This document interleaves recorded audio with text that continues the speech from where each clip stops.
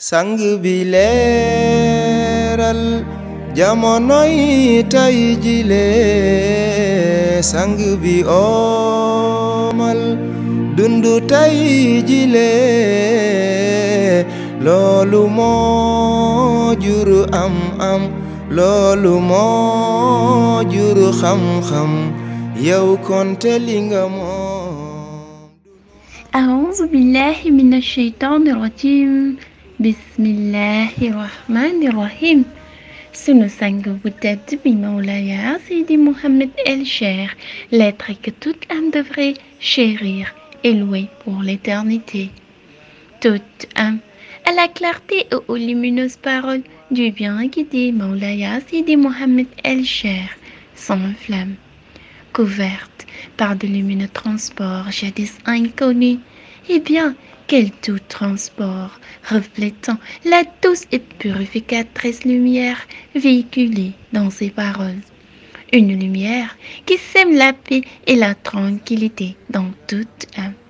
Oh, celui dont le haut degré se manifeste rien qu'à travers ses paroles, des paroles belles et d'une grande acuité, composées de sublimes mots comparables à une rivière de joyaux et qui se présentent à nos regards comme un voile sacré qui reflète des réalités hors pair et qui nous indique toujours la bonne direction à prendre.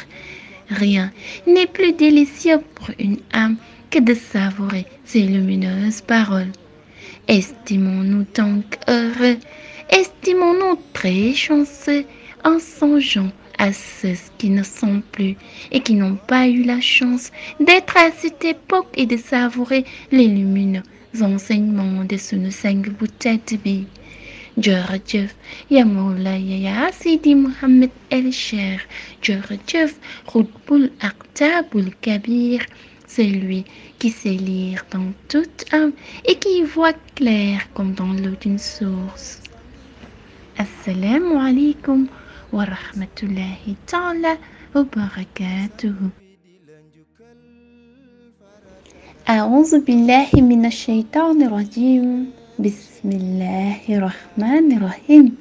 recette bi sunu sang bu tedd bi Mawlaya Seydi Mouhamed El Cheikh, l'imam des biens yi di joxe te ñu leen koy indil tey mooy bi ñuy defee ak turu Yàlla subhanahu wa taala bi ñuy wax alwaasi'u te ñu lim ko juróom-ñeenti yoon ci alquran.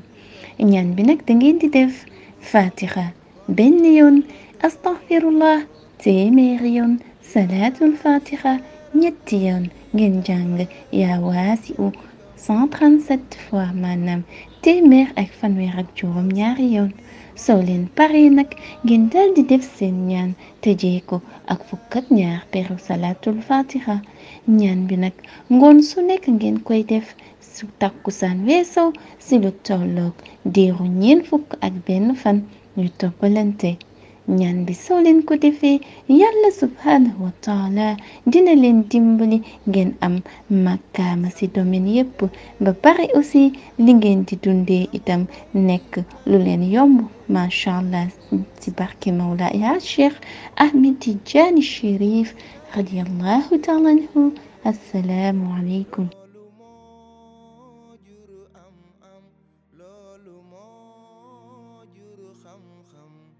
yow konte li nga moom dunu am konte li nga doon dunu xam Yàlla ki leeram yi taxel konte li nga moom dunu am konte li nga doon dunu xam Yàlla ki leeram yi taxel. Croire en Mawlaya Cheikh Tijani est le seul remède pour une âme.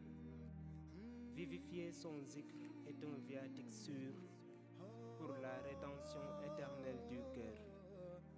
Et vivre à Médina Cheikh, c'est faire du zikr son credo.